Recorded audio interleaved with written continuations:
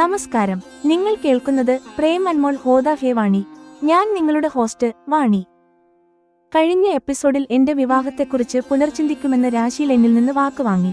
സ്വപ്നിലിനൊപ്പം തനിച്ച് സമയം ചെലവഴിക്കാനുള്ള ഉത്തരവാദിത്തവും എന്നെ ഏൽപ്പിച്ചു. ഇന്ന് നിങ്ങൾ കേൾക്കും രാശിയിലിന്റെ പദ്ധതിയിലെ അടുത്ത ഘട്ടം ബീച്ച് റിസോർട്ട്. നവജാത ശിശുവിന്റെ പേര് രാശിയിൽ ആശുപത്രിയിൽ ഒരു സുന്ദരിയായ പെൺകുഞ്ഞിന് ജന്മം നൽകി. പരാഗിന്റെ നിർദ്ദേശപ്രകാരം കുഞ്ഞിന് പരിഷ്ണി എന്ന് പേരിട്ടു. ഉച്ചരിക്കാൻ അല്പം പ്രയാസമാണെങ്കിലും വേറിട്ട ഒരു വൈദിക നാമം. രാശീലിന്റെ നീക്കം ആശുപത്രിയിൽ വരുന്നത് രാശീൽ എന്നെ വിലക്കി. അവൾ വ്യക്തമായി പറഞ്ഞു, ഈ വീക്കെൻഡിൽ നിങ്ങൾ സ്വപ്നിലിനൊപ്പം ഒന്ന് പുറത്തൊക്കെ കറങ്ങണമെന്ന് ഞാൻ ആഗ്രഹിക്കുന്നു. സ്യൂട്ടിനെക്കുറിച്ചുള്ള ഉത്കണ്ഠ. രാത്രി വീട്ടിലേക്ക് മടങ്ങുമ്പോൾ സ്വപ്നിൽ ഒരു ബീച്ച് റിസോർട്ടിൽ സ്യൂട്ട് ബുക്ക് ചെയ്ത വിവരം പറഞ്ഞു. എന്റെ മനസ്സിൽ ഒരു ആശങ്ക മാത്രം. സ്വപ്നിൽ ഒരു മുറി മാത്രമാണ് ബുക്ക് ചെയ്തതെങ്കിൽ ഞാൻ എങ്ങനെ അവനോടൊപ്പം രാത്രി കഴിച്ചുകൂട്ടും? റിസോർട്ടിലെ രഹസ്യവും എന്റെ ഉത്കണ്ഠയ്ക്കുള്ള പരിഹാരവും നിങ്ങൾ അറിയാൻ പോകുന്നു. 2 BHK ഫ്ലാറ്റ് പോലെയുള്ള സ്യൂട്ട്. റിസോർട്ടിന്റെ ആഡംബരം കണ്ട് ഞാൻ അത്ഭുതപ്പെട്ടു. സ്യൂട്ട് ഒരു 2 BHK ഫ്ലാറ്റ് പോലെയായിരുന്നു. അവിടെ പൂർണ്ണമായ സ്വകാര്യത ഉണ്ടായിരുന്നു. രാത്രി മുഴുവൻ ഞാനനുഭവിച്ച് ഉത്കണ്ഠ വെറുതെയായി. സ്വപ്നിലിന്റെ സമ്മാനം ബീച്ചിൽ ഉപയോഗിക്കാൻ ആവശ്യമായ സാധനങ്ങൾ അടങ്ങിയ ഒരു സ്യൂട്ട് കേസ് സ്വപ്നിൽ എനിക്ക് തന്നു. അതിൽ എനിക്ക് പാകമായ bikini, cover up, sun hat എന്നിവ ഉണ്ടായിരുന്നു. അസ്വസ്ഥത അനുഭവപ്പെടുക. റെസ്റ്റോറന്റിൽ എല്ലാവരും ബീച്ച് വെയർ ധരിച്ചിരിക്കുന്നത് ഞാൻ കണ്ടു. എന്നാൽ ഞാൻ ജീൻസും ടോപ്പിലുമായിരുന്നു. എന്റെ അറിവില്ലായ്മയിൽ എനിക്ക് നാണം തോന്നി. എനിക്ക് ഒട്ടും കംഫർട്ടബിൾ ആയിരുന്നില്ല. പക്ഷേ എന്റെ സങ്കടത്തിന് കാരണം ഉറക്കക്കുറവാണെന്ന് ഞാൻ കള്ളം പറഞ്ഞു. തുടർന്ന് ഞാൻ എന്റെ തെറ്റുതിരുത്തൽ ഞാനൊന്ന് മയങ്ങാൻ പോകുകയാണെന്ന് നുണ പറഞ്ഞു പോയിട്ട് കറുത്ത ബിക്കിനിയും പിങ്ക് ക്രോഷേ കവർ അപ്പും ഹാഡും ധരിച്ച് പുറത്തിറങ്ങി. സ്വപ്നിലിന്റെ വിസ്മയം. എന്റെ പുതിയ വേഷം കണ്ട് സ്വപ്നിലിന്റെ സന്തോഷം പ്രകടമായിരുന്നു. അവൻ ആദരവോടെ എന്നെ അടിമുടി നോക്കുന്നു. സ്വപ്നിൽ എന്നെ പുകഴ്ത്തുമോ? ഈ റിസോർട്ട് താമസം വിവാഹം കഴിക്കില്ലെന്ന എന്റെ തീരുമാനത്തെ മാറ്റുമോ? രാശീലിന്റെ പദ്ധതി, സ്വപ്നിലിന്റെ കാത്തിരിപ്പ്, കടൽത്തീരത്ത് മാറുന്ന ചിന്തകൾ. പ്രേം അൻമോൾ ഹോദ ഹേ വാണിയിൽ നിങ്ങൾ കേൾക്കും. എപ്പിസോഡ് 36. സ്യൂട്ടിന്റെ രഹസ്യവും ബീച്ച് വേഷത്തിലെ സങ്കോചവും. 2 ദിവസത്തിനു ശേഷം രാശീലിനെ ആശുപത്രിയിൽ പ്രവേശിപ്പിച്ചു. അവിടെ അവൾ ഒരു സുന്ദരിയായ പെൺകുഞ്ഞിന് ജന്മം നൽകി. 7 ദിവസം അവൾ ആശുപത്രിയിൽ കഴിയണം. കുഞ്ഞിന് പരിഷ്ണി എന്ന് പേരിട്ടു. ഉച്ചരിക്കാൻ അല്പം പ്രയാസമാണെങ്കിലും ഇതൊരു വൈദിക നാമമാണ്. പരാഗിന്റെ നിർദ്ദേശപ്രകാരമാണ് രാശീൽ ഈ പേര് സ്വീകരിച്ചത്. ഇതിൽ പരാഗിന്റെ P-യും രാശീലിന്റെ R-ഉം അടങ്ങിയിരിക്കുന്നു. പരാഗ് അവധിയിലാണ്. ആദ്യ 2 ദിവസങ്ങളിൽ ഞാൻ രാശീലിനും കൊച്ചു പരിഷ്ണിക്കുമൊപ്പം ആശുപത്രിയിൽ നിന്നു. വീട്ടിൽ നിന്ന് ആശുപത്രിയിലേക്കുള്ള എന്റെ യാത്ര സ്വപ്നിലിനോ അച്ഛനോ ഒപ്പമായിരുന്നു. 2ാം രാത്രി എനിക്ക് ആശുപത്രിയിൽ നിന്ന് വീട്ടിലേക്ക് മടങ്ങേണ്ടി വന്നു. അപ്പോൾ രാശീൽ എന്നോട് പറഞ്ഞു, വാണി, നാളെ മുതൽ നിങ്ങൾ ആശുപത്രിയിൽ വരേണ്ടതില്ല. പരാഗ് ഇവിടെ ഉണ്ടല്ലോ. ഈ വീക്കെൻഡിൽ നിങ്ങൾ സ്വപ്നിലിനൊപ്പം പുറത്തൊക്കെ ഒന്ന് കറങ്ങണമെന്ന് ഞാൻ ആഗ്രഹിക്കുന്നു. ഞാൻ സ്വപ്നിലിനൊപ്പം മുറിയിലെത്തി. അപ്പോഴാണ് മുറിയും സ്യൂട്ടും തമ്മിലുള്ള വ്യത്യാസം എനിക്ക് മനസ്സിലായത്. ഞാൻ അത്ഭുതപ്പെട്ടുപോയി. ആ സ്യൂട്ട് ഒരു ലക്ഷറി 2 BHK ഫ്ലാറ്റ് പോലെയായിരുന്നു. പ്രവേശന കവാടം ഒന്നാണെങ്കിലും ഓരോ മുറിക്കും പൂർണ്ണമായ സ്വകാര്യത ഉണ്ടായിരുന്നു. എനിക്ക് വേണമെങ്കിൽ എന്റെ മുറിയിൽ ഞാൻ ഇന്ത്യയിൽ തനിച്ച് താമസിക്കുന്നത് പോലെ കഴിയാം. ഇന്നലെ രാത്രി എന്നെ ഉറക്കാതിരുന്ന ആ ഉത്കണ്ഠ ഇപ്പോൾ ഇല്ലാതായി. സ്വപ്നിലും ഞാനും ഞങ്ങളുടെ മുറികളിൽ സെറ്റിലായി. ഞാൻ കിങ് സൈസ് ബെഡിൽ കിടന്നു. അപ്പോഴാണ് വാതിലിൽ ഒരു മുട്ട് കേട്ടത്. ഞാൻ പ്രതീക്ഷിച്ചതുപോലെ അത് സ്വപ്നലായിരുന്നു. അവൻ എനിക്കൊരു സ്യൂട്ട് കേസ് കൈമാറി. വാണി, ഇതിൽ ബീച്ചിൽ ഉപയോഗിക്കാൻ ആവശ്യമായ സാധനങ്ങളുണ്ട്. ഇത് നിങ്ങൾക്ക് സൗകര്യപ്രദമായിരിക്കും, അവൻ മെല്ലെ പറഞ്ഞു. ഏകദേശം 1 മണിക്കൂറിന് ശേഷം ഞാൻ സ്വപ്നിലിനൊപ്പം സ്യൂട്ടിൽ നിന്ന് പുറത്തിറങ്ങി. ഇപ്പോൾ ഞാൻ കറുത്ത ബിക്കിനിയും പിങ്ക് ക്രോഷേ കവർ അപ്പും കണ്ണടയും ഹാറ്റും ധരിച്ചിട്ടുണ്ട്. സ്വപ്നിലിന്റെ സന്തോഷം വ്യക്തമായി കാണാമായിരുന്നു. അവൻ എന്നെ അടിമുടി വിസ്മയത്തോടെ നോക്കുകയാണ്. അവൻ എന്നെ പുകഴ്ത്തുമെന്ന് ഞാൻ പ്രതീക്ഷിക്കുന്നു. ജെമിനി വിശകലനം. എപ്പിസോഡ് 36 വാണിയുടെ കഥയ്ക്ക് ഒരു പുതിയ മാനം നൽകുന്നു. രാശീലിന്റെ കൃത്യമായ പ്ലാൻ, സ്വപ്നിലിന്റെ കരുതൽ, വാണിയുടെ ആന്തരിക യാത്ര എന്നിവ ചേർന്ന് ഒരു റൊമാന്റിക് അന്തരീക്ഷം സൃഷ്ടിക്കുന്നു. Audio guidance. അവസാന രംഗത്തിൽ വാണിയുടെ ശബ്ദത്തിൽ ആത്മവിശ്വാസവും പ്രതീക്ഷയും പ്രതിഫലിക്കണം. സ്വപ്നിലിന്റെ ശബ്ദത്തിൽ ക്ഷമയും തിരിച്ചറിവും ഉണ്ടായിരിക്കണം. വാണി ബീച്ച് വേഷത്തിൽ പുറത്തിറങ്ങുമ്പോൾ സംഗീതം ഉത്സാഹഭരിതവും റൊമാന്റിക്കുമായിരിക്കണം. എപ്പിസോഡ് 36 സമാപ്തം. കഥ തുടരുന്നു.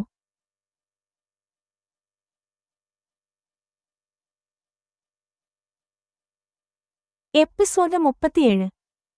നമസ്കാരം. നിങ്ങൾ കേൾക്കുന്നത് പ്രേം അൻമോൾ ഹോദ ഹായ് വാണി. ഞാൻ നിങ്ങളുടെ ഹോസ്റ്റ് വാണി. കഴിഞ്ഞ എപ്പിസോഡിൽ ബീച്ചിൽ ധരിക്കാനായി സ്വപ്നിൽ തന്ന വസ്ത്രങ്ങൾ ധരിച്ചുകൊണ്ട് ഞാൻ എന്റെ തെറ്റ് തിരുത്തിയിരുന്നു. ഇന്ന് ഞാൻ എന്തുകൊണ്ടാണ് അങ്ങനെ ചെയ്തതെന്നും സ്വപ്നിലിനോടൊപ്പമുള്ള എന്റെ ഗൗരവമേറിയ ചർച്ച ഏത് ദിശയിലേക്കാണ് പോകുന്നതെന്നും നിങ്ങൾ കേൾക്കും. ഈ എപ്പിസോഡിൽ നിങ്ങൾ കേൾക്കുന്നത് കൃതജ്ഞത വേഴ്സസ് സംസ്കാരം. സ്വപ്നിലിന് മുന്നിൽ ഞാൻ മനസ്സ് തുറന്ന് സംസാരിച്ചു. എന്റെ സംസ്കാരത്തെ തള്ളിക്കളയാനല്ല, മറിച്ച് നന്ദികേട് കാണിക്കാതിരിക്കാനാണ് ഞാൻ ഈ വസ്ത്രം ധരിച്ചതെന്ന് ഞാൻ വിശദീകരിച്ചു. റെസ്റ്റോറന്റിൽ ആ വസ്ത്രത്തിൽ എനിക്ക് എത്രമാത്രം അസ്വാഭാവികത തോന്നിയിരുന്നു എന്നും ഞാൻ സമ്മതിച്ചു. തിരശീലയ്ക്ക് പിന്നിലെ സത്യം, എന്റെ വികാരങ്ങളെ മാനിച്ചുകൊണ്ട് സ്വപ്നിൽ ഇന്ത്യൻ മൂല്യങ്ങളുടെയും സംസ്കാരത്തിന്റെയും ശ്രേഷ്ഠതയെക്കുറിച്ച് ഗൗരവമായ ഒരു ചർച്ച ആരംഭിക്കുന്നു. ഇടുങ്ങിയ ചിന്താഗതിയുടെ കാരണം 800ഓളം വർഷത്തെ വിദേശാധിപത്യം സ്ത്രീകളുടെ അന്തസ്സിനെ ബാധിച്ചുവെന്നും അതുകൊണ്ടാണ് സ്ത്രീകൾ തല മുതൽ പാദം വരെ മൂടിപ്പൊതിഞ്ഞ വസ്ത്രങ്ങൾ ധരിക്കാൻ നിർബന്ധിതരായതെന്നും ഞാൻ പറഞ്ഞു. അതിരുകടക്കുമോ എന്ന ആശങ്ക, ഇന്ത്യൻ സ്ത്രീകളുടെ അവസ്ഥയിലുണ്ടാകുന്ന മാറ്റങ്ങൾ പാശ്ചാത്യ രാജ്യങ്ങളിലെപ്പോലെ ഓവർഷൂട്ട് ആകുമോ എന്നും അത് സമൂഹത്തിൽ പ്രശ്നങ്ങൾ ഉണ്ടാക്കുമോ എന്നും സ്വപ്നിൽ ആശങ്ക പ്രകടിപ്പിച്ചു. ആ ചിന്ത എനിക്ക് സ്ത്രീ സമത്വത്തിന് വിരുദ്ധമാണെന്ന് തോന്നി. എന്നാൽ ആ ഗൗരവമേറിയ ചർച്ച പെട്ടെന്നൊരു റൊമാന്റിക് വഴിത്തിരിവിലേക്ക് മാറുന്നു. സർഫിംഗ് നിർദ്ദേശം. ചർച്ചയുടെ ദിശ മാറ്റിക്കൊണ്ട് സ്വപ്നിൽ സർഫിംഗിനായി പോകാൻ തീരുമാനിക്കുന്നു.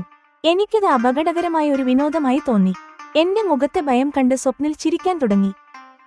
ദൂരദർശിനിയിലൂടെയുള്ള നിരീക്ഷണം. സ്വപ്നിൽ എനിക്ക് ശേഖർ ഏക് ജീവനി എന്ന നോവലും ഒരു ബൈനോക്കുലറും നൽകി സർഫിംഗിനായി കടലിലേക്ക് പോയി. ബൈനോക്കുലറിലൂടെ ഞാൻ സ്വപ്നിലിന്റെ കരുത്തുറ്റ ശരീരം കണ്ടു. അത് അവന്റെ സുരക്ഷിതത്വത്തിൽ എനിക്ക് വിശ്വാസം നൽകി. ടർട്ടിൽ റോളും നിലവിളിയും. സ്വപ്നിൽ സർഫ് ബോർഡിൽ ടർട്ടിൽ റോൾ ചെയ്യുകയും തിരമാലകൾക്കിടയിൽ അപ്രത്യക്ഷനാവുകയും ചെയ്തു. ഭയവും പരിഭ്രാന്തിയും കൊണ്ട് എന്റെ വായിൽ നിന്ന് അറിയാതെ ഒരു നിലവിളി പുറപ്പെട്ടു. സ്വപ്നിൽ സുരക്ഷിതനാണോ? എന്റെ ഹൃദയം എന്തിനാണ് അവനുവേണ്ടി ഇത്രയധികം ഭയപ്പെടുന്നത്? സംസ്കാരം വേഴ്സസ് സൗകര്യം. സ്ത്രീകളുടെ ബന്ധനങ്ങൾ. ഒരു ഭയാനകമായ സർഫിംഗ് അനുഭവം. പ്രേം അൻമോൾ ഹോദ ഹായ് വാണി ഈൽ. ഇനി കേൾക്കാം. എപ്പിസോഡ് 37. ബിക്കിനി, ഇന്ത്യൻ മൂല്യങ്ങൾ, പിന്നെ അപകടകരമായ സർഫിംഗും. വാണി, എന്റെ സമ്മാനങ്ങൾ ഉപയോഗിച്ചുകൊണ്ട് നിങ്ങൾ എന്റെ വികാരങ്ങളെ മാനിച്ചിരിക്കുകയാണ് എന്ന് സ്വപ്നിൽ നേരിട്ട് പുകഴ്ത്താൻ അല്പം മടിച്ചു പറഞ്ഞു. റഷീൽ എന്നെക്കുറിച്ച് പറഞ്ഞ കാര്യങ്ങൾ മനസ്സിൽ വെച്ചുകൊണ്ട് സ്വപ്നിൽ വളരെ മുൻകരുതലോടെയാണ് പെരുമാറുന്നത്. അവൻ ഓരോ വാക്കും വളരെ ശ്രദ്ധിച്ചാണ് തിരഞ്ഞെടുക്കുന്നത്. എനിക്ക് വിഷമമാകുന്ന ഒന്നും പറയരുതെന്ന് അവന് നിർബന്ധമുണ്ട്. അവനോടൊപ്പം നടക്കുമ്പോൾ ഞാൻ ഇതെല്ലാം ശ്രദ്ധിക്കുന്നുണ്ടായിരുന്നു. ഞാനിപ്പോൾ അമേരിക്കൻ ബീച്ചുകൾക്ക് അനുയോജ്യമായ രീതിയിൽ ഒരുങ്ങിയിരിക്കുകയാണ്. എങ്കിലും ഉള്ളിന്റെയുള്ളിൽ ഒരു ഇന്ത്യക്കാരിയായിരിക്കാനാണ് ഞാൻ ആഗ്രഹിക്കുന്നത്. അതുകൊണ്ട് എന്റെ മനസ്സിലുള്ളത് തുറന്നു പറയാൻ ഞാൻ തീരുമാനിച്ചു. സ്വപ്നിൽ, സത്യം പറഞ്ഞാൽ ഞാൻ ഇതിനുമുമ്പ് ഒരിക്കലും ഒരു ബീച്ചിൽ പോയിട്ടില്ല. ഇങ്ങനെയുള്ള വസ്ത്രങ്ങൾ ഞാൻ ധരിച്ചിട്ടുമില്ല. പക്ഷേ നിങ്ങൾ എനിക്കായി ഇത്രയും വിലപിടിപ്പുള്ള സമ്മാനങ്ങൾ കൊണ്ടുവന്നു. ഇത് ഞാൻ ധരിച്ചില്ലെങ്കിൽ അത് വെറുമൊരു വാശിയായിപ്പോകും. ഇവിടെ എന്റെ സംസ്കാരം ഒരു തടസ്സമായി കാണിച്ച് നന്ദികേട് കാണിക്കാൻ എനിക്ക് താൽപ്പര്യമില്ല എന്ന് ഞാൻ എന്റെ ഉള്ളിലിരുപ്പ് പറഞ്ഞു. വാണി, നിങ്ങളുടെ ഈ മനസ്സിന് ഞാൻ കടപ്പെട്ടിരിക്കുന്നു. സത്യത്തിൽ നിങ്ങൾ ഇവിടെ എന്തു ധരിച്ചാലും ആർക്കും ഒരു പ്രശ്നവുമില്ല. പക്ഷേ ഈ സാഹചര്യത്തിൽ നിങ്ങൾക്കൊരു അപകർഷതാബോധം തോന്നരുത് എന്ന് കരുതിയാണ് ഞാൻ ഇത് നൽകിയത്, സ്വപ്നിൽ മറുപടി പറഞ്ഞു. എന്നെക്കുറിച്ച് റഷീൽ അവനോടെല്ലാം പറഞ്ഞിട്ടുണ്ടെന്ന് എനിക്കറിയാം. എനിക്ക് ഇതൊന്നും ശീലമില്ലെന്ന് അവന് ബോധ്യമുണ്ട്. എങ്കിലും അത് പുറത്തു കാണിക്കാതെ അവൻ വളരെ മാന്യമായി പെരുമാറുന്നു. എന്നെ ആകർഷിക്കാൻ അവൻ ശ്രമിക്കുന്നുണ്ടെന്ന് എനിക്ക് മനസ്സിലാകുന്നുണ്ട്. അതെ, ആദ്യം ഇത് ധരിക്കേണ്ട എന്നാണ് ഞാൻ കരുതിയത്. പക്ഷേ റെസ്റ്റോറന്റിൽ എല്ലാവർക്കുമിടയിൽ ഞാൻ മാത്രം വിചിത്രമായി തോന്നുന്നു എന്നെനിക്ക് തോന്നി. അതുകൊണ്ടാണ് തീരുമാനം മാറ്റിയത്. ഇവിടെ ഇത്രയും സുന്ദരികളായ ആധുനിക പെൺകുട്ടികൾ ഉള്ളപ്പോൾ എന്നെ ആര് ശ്രദ്ധിക്കാനാണെന്ന് ഞാൻ ചിന്തിച്ചു. ഞാൻ അല്പം ബുദ്ധിപൂർവ്വം മറുപടി നൽകി. സംസാരിച്ചുകൊണ്ട് ഞങ്ങൾ ബീച്ചിനടുത്തുള്ള ലോഞ്ചറുകൾക്ക് സമീപമെത്തി. സ്വപ്നിൽ തന്റെ ബാഗ് ഒരു വശത്ത് വെച്ചു. വാണി, ഇപ്പോൾ അമേരിക്കയിൽ ഇന്ത്യക്കാരെക്കുറിച്ചുള്ള കാഴ്ചപ്പാട് മാറിയിട്ടുണ്ട്. അവർ നമ്മുടെ സംസ്കാരത്തെ ബഹുമാനിക്കുന്നു. വസ്ത്രത്തിന്റെ കാര്യത്തിലാണെങ്കിൽ എവിടെ ഏതാണോ സൗകര്യപ്രദം അത് ധരിക്കുന്നതിൽ തെറ്റില്ല, സ്വപ്നിൽ തന്റെ അഭിപ്രായം വ്യക്തമാക്കി. നിങ്ങൾ പറയുന്നത് ശരിയായിരിക്കാം. പക്ഷേ ഇന്ത്യയിൽ സ്ത്രീകളുടെ വസ്ത്രധാരണത്തിന്റെ കാര്യത്തിൽ അസൗകര്യങ്ങളെപ്പോലും സൗകര്യമായി കരുതുന്ന ഒരു രീതിയുണ്ട്. ഞാൻ സമൂഹത്തിലെ യാഥാസ്ഥിതികതയെക്കുറിച്ച് എന്റെ വിയോജിപ്പ് പ്രകടിപ്പിച്ചു. അവിടെ ഭയമില്ലാതെ വിഹരിക്കുന്ന പെൺകുട്ടികളെ നോക്കിക്കൊണ്ട് ഞാനും ഒരു ലോഞ്ചറിലിരുന്നു. പുരാതന കാലത്ത് നമ്മുടെ സംസ്കാരം എത്രയോ ഉന്നതമായിരുന്നു. പിന്നെ ഇന്ന് എന്തുകൊണ്ടാണ് ഇത്രയും ഇടുങ്ങിയ ചിന്താഗതി വന്നതെന്ന് നിങ്ങൾ കരുതുന്നുണ്ടോ? അവൻ ഗൗരവമായി ചർച്ച തുടർന്നു. ഒരുപക്ഷെ ഇന്ത്യ നൂറ്റാണ്ടുകളോളം വിദേശാധിപത്യത്തിന് കീഴിലായതാകാം ഇതിന് കാരണം. സ്ത്രീകളെ സംരക്ഷിക്കാൻ പൂർണ്ണമായും മൂടിയ വസ്ത്രങ്ങൾ ധരിക്കുക എന്നത് ഒരു അനിവാര്യതയായി മാറി. സ്വാതന്ത്ര്യം കിട്ടിയിട്ടും ആ ശീലങ്ങൾ ഇന്നും പൂർണ്ണമായും മാറിയിട്ടില്ല, ഞാൻ വിശദീകരിച്ചു. അതായത് കുറ്റവാളിയെ പുറത്തുവിട്ടിട്ട് നിരപരാധിയെ സംരക്ഷണത്തിനായി ജയിലിൽ അടച്ചതുപോലെ ഉണ്ടല്ലോ ഇത്. സ്വപ്നിൽ ഒറ്റവാക്കിൽ സത്യം പറഞ്ഞു. ശരിയാണ്, പക്ഷേ മാറ്റങ്ങൾ വരാൻ സമയമെടുക്കും. നിങ്ങളുടെ അമ്മായി സ്ത്രീകളുടെ പുരോഗതിക്കായി ഒരുപാട് കഷ്ടപ്പെടുന്നുണ്ട്. അവരുടെ തണലിൽ റഷീലിനും എനിക്കുമൊക്കെ നല്ല അവസരങ്ങൾ ലഭിക്കുന്നുണ്ട്. ഞാൻ എന്റെ അഭിപ്രായം പറഞ്ഞു. സ്വപ്നിൽ അല്പനേരം ആലോചിച്ചിട്ട് പറഞ്ഞു, ഇന്ത്യയിലുണ്ടാകുന്ന ഈ മാറ്റങ്ങൾ പാശ്ചാത്യ രാജ്യങ്ങളിലെപ്പോലെ അതിരുകടന്നു പോകരുത് എന്ന് ഞാൻ ആഗ്രഹിക്കുന്നു. അതായത് നിങ്ങൾ സ്ത്രീ സമത്വത്തിന് വിരുദ്ധനാണോ? ഞാൻ അല്പം കടുപ്പത്തിൽ തന്നെ ചോദിച്ചു. ഇതിനെക്കുറിച്ച് നമുക്ക് പിന്നീട് സംസാരിക്കാം. തൽക്കാലം ഈ പ്രകൃതി ആസ്വദിക്കാം. നിങ്ങൾക്ക് സർഫിംഗിനെക്കുറിച്ച് അറിയാമോ? അവൻ വിഷയം മാറ്റി. തിരമാലകളോടുള്ള ആ കളി കണ്ടപ്പോൾ എനിക്ക് പേടി തോന്നി. വേണ്ട സ്വപ്നിൽ, അത് അപകടമാണ്. നിങ്ങൾ പോകരുത്, ഞാൻ ആശങ്കയോടെ പറഞ്ഞു. സ്വപ്നിൽ ഉറക്കെ ചിരിച്ചു. പേടിക്കണ്ട വാണി, ഞാൻ ഒരു അഡ്വാൻസ്ഡ് സർഫറാണ്. 1 മണിക്കൂറിനുള്ളിൽ ഞാൻ തിരിച്ചുവരും. അതുവരെ ഈ നോവൽ വായിക്കൂ. ഒരു പുസ്തകം തന്നിട്ട് അവൻ പോയി. അവൻ പോകുന്നത് ഞാൻ ബൈനോക്കുലറിലൂടെ നോക്കി. അവന്റെ കരുത്തുറ്റ ശരീരം കണ്ടപ്പോൾ അവൻ സുരക്ഷിതനായി തിരിച്ചുവരുമെന്നൊരു വിശ്വാസം എനിക്ക് തോന്നി. അവൻ സർഫിംഗ് തുടങ്ങി. പെട്ടെന്ന് ഒരു വലിയ തിരമാല വന്ന് ബോർഡ് മറിഞ്ഞു. സ്വപ്നിൽ തിരമാലകൾക്കിടയിൽ അപ്രത്യക്ഷനായി. പേടിച്ച് ഞാൻ നിലവിളിച്ചുപോയി. കണ്ണിൽ നിന്ന് കണ്ണീർ വന്നു. അടുത്തിരുന്ന ഒരു പെൺകുട്ടി പറഞ്ഞു, സാരമില്ല, അത് ടർട്ടിൽ റോൾ മാത്രമാണ്. അവൻ വീണ്ടും വരുന്നത് നോക്കൂ. എന്റെ ശ്വാസം നേരെ വീണത് അപ്പോഴാണ്. എപ്പിസോഡ് 37 അവസാനിച്ചു. കഥ തുടരുന്നു.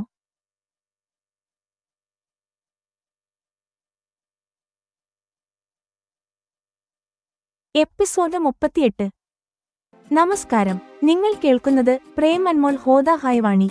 ഞാൻ നിങ്ങളുടെ ഹോസ്റ്റ് വാണി. കഴിഞ്ഞ എപ്പിസോഡിൽ സ്വപ്നിൽ തിരമാലകൾക്കിടയിൽ അപ്രത്യക്ഷനായപ്പോൾ എന്റെ ജീവൻ പോകുന്നതുപോലെ എനിക്ക് തോന്നിയിരുന്നു. ഇന്ന് ആ ഭയം എങ്ങനെ പ്രണയമായി മാറി എന്റെ ജീവിതത്തിലെ ഏറ്റവും ധീരമായ ചുവടുവെപ്പ് നടത്താൻ എന്നെ പ്രേരിപ്പിച്ചു എന്ന് നിങ്ങൾ കേൾക്കും.